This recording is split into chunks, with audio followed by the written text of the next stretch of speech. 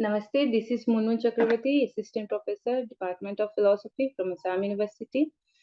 The title of my paper is Self-Inquiry and the Pursuit of Happiness, a study in Advaita Vedanta and its relevance in modern times.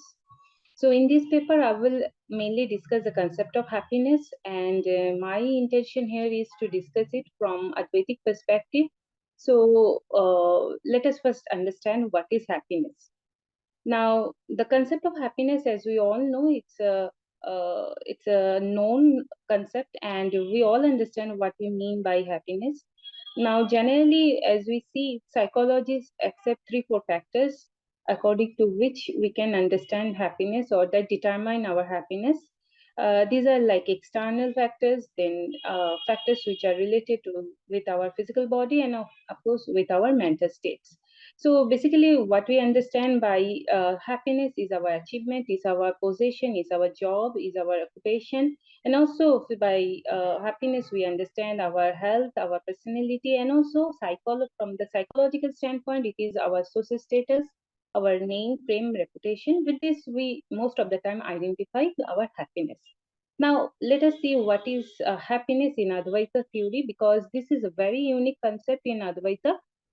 So in the next slide, we will discuss Advaitic concept of happiness. Now, what is important here to understand that Advaita denies any materialistic or reductionist view of happiness, because the kind of happiness we are, in general sense, we understand that is object-centric, derivative, conditional, transient, external, and also inadequate. So for Advaitins, happiness is something more essential, more fundamental, and in fact, it is the very nature of the self. So for them, it is the subjective, inward, everlasting, and something that can be immediately realized. So Swami Vidyarana, a well-known Advaitic post-Shankara thinker, defines that non-duality itself is bliss. That is a state where we transcend our physical, psychophysical body, and then we realize our true self. So let us now see the concept of happiness, the way it has been defined by Swami Vidyarana in Panchadashi. So in the next slides, we will discuss the concept of happiness that we find in Panchadashi text, a well-known post-Shankara text written by Swami Vidyarana. And Swami Vidyarana has actually wrote 5 chapters out of 15 chapters in discussing the concept of bliss and happiness in Advaita. Now, what is self in Advaita? Vidyaranya says that it is not just witness consciousness, that is Chetana or Shakshi Chaitanya, but at the same time, it is a locus of supreme joy and love. Self is the supreme bliss or Ananda, and that alone is truly loved and treasured in all actions and all beings. So it is very important to understand that why they consider the self is the supreme being, supreme bliss or Ananda. Now here we see that they just don't consider self is bliss, but they consider the bliss nature of self, even though it is known, it is not strictly revealed. In other words, even if the bliss nature of the self is evident and obvious to everyone, it is not known to us explicitly, because it is apparent when the self is self-aware and also free from ignorance and also free from all its limiting adjuncts. It is the state of pure existence where the self is not associated with the 5 seats or panchakosha. In other words, again, we can say it's a state where self is free from the trinity of knowledge, that is knower, known, and the means of knowledge. When this disappears, it is a state when we can realize the bliss or the joyful nature of self. So it happens at the state of samadhi, at the state of deep sleep, or also in sun. Now, philosophically, we cannot here discuss the nature of samadhi or sun, but of course, we can understand or we can explore the state of deep sleep, because Advaitins provide some techniques to understand the nature of self in the state of deep sleep, and also how it is different in waking and dream experience. Now here I would like to first say that what is the nature of self, because initially, as I said, this a paper is on the concept of self, and Advaitic concept is very unique because they identify the concept of happiness with self. Now, here we must understand that again, their understanding of self is very unique because, like the modern thinkers, they do not consider self as some kind of construction or byproduct, or also they don't consider as an illusory abstract entity.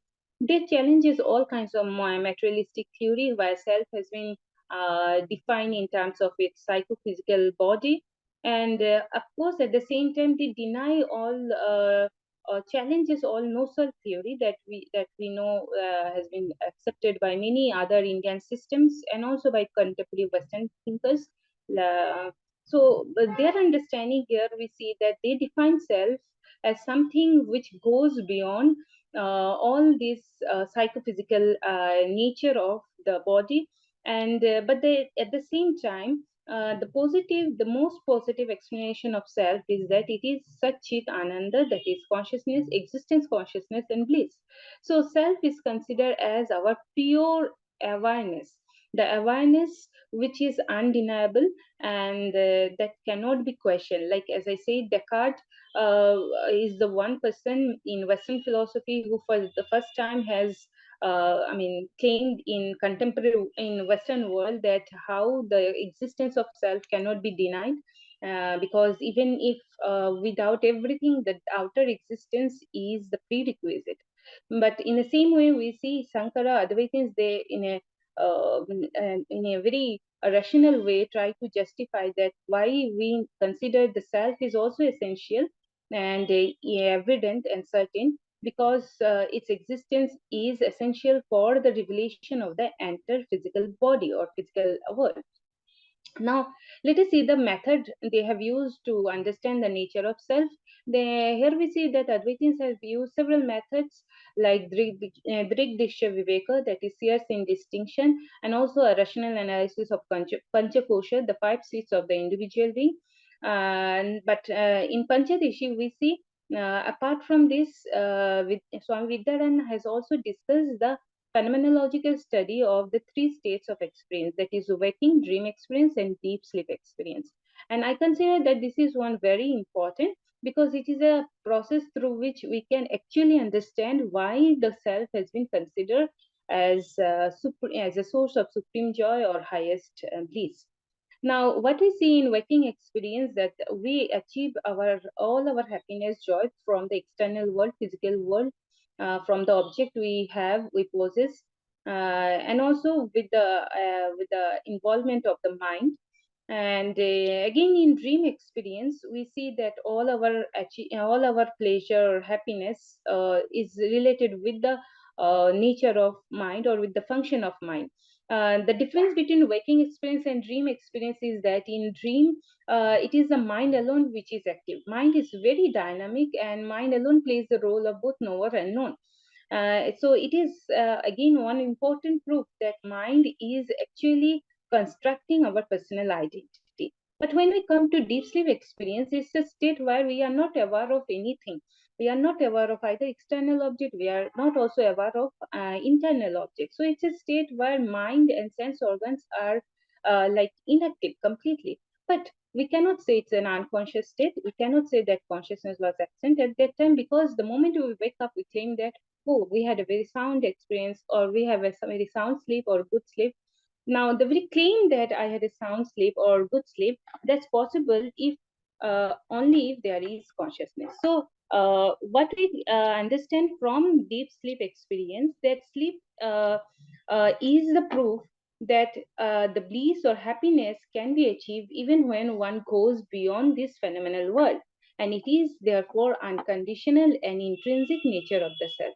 And it is also at the same time we can claim that it is not an unconscious state the way we understand in modern psychology, because in psychology we make a distinction between conscious state, unconscious state, or subconscious state. But in Advaita, when we come to the very discussion of consciousness, there is no such division because consciousness is consciousness and there is no other stages like subconscious or unconscious. But the important distinction that Advaita maintains is between consciousness and the mind. So here I would like to quote Professor Balasubramanian, who writes that if consciousness were also absent at that time, recollection to the fact that I was not conscious of anything would be impossible. So the knowledge of bliss in deep sleep is derived through presumption and recollection. The presumption, that is Sattapati, and recollection, remembering of the fact. So what we understand with the help of these two means that we remember the pleasing experience of sleep, and also at the same time we assume the non-existence of pain and cognition, because sleep is the proof that all sufferings and disease and limitations appear due to the association with the mental state, physical body, and external world. And lastly, sleep proves that our identity, our personality is a construction and not essential. So lastly, in my conclusion, I would like to claim that the analysis of three states of experience, a phenomenological analysis of three states of experience proves that the existence of self is evident. And not only that, at the same time, it is a method through which we can understand that self alone is the source of happiness or bliss. And therefore, happiness is something intrinsic and absolute, and not conditional, not relative, not something that we derive from this objective physical world. So the joy for which we keep chasing the worldly things every time and also regret their losses is not external and psychological for Advaitins. It is the essence, it is the pure essence of the self.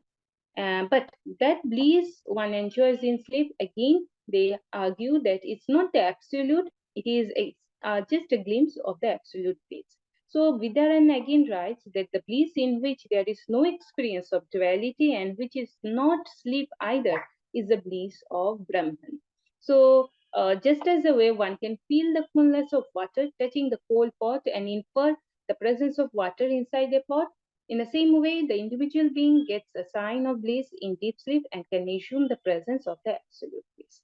So, with this, we can understand that the very concept of happiness that is very important in today's world, I mean, every time, is very unique in Advaita, and therefore, a self inquiry is also essential, because the happiness we are talking here or we are concerned about is not something external, it's not something that we can possess, it's not something that we accumulate from the external world, but it is something that can be realized, that can be experienced the moment we realize our true essence, our true nature, that is ourself. And therefore, a self-inquiry through a rational analysis is possible. So with this, I conclude here, and I thank the entire team of WEBS, the technical assistance and that I received, and also for giving me the opportunity to present my paper. Thank you so much. Namaste.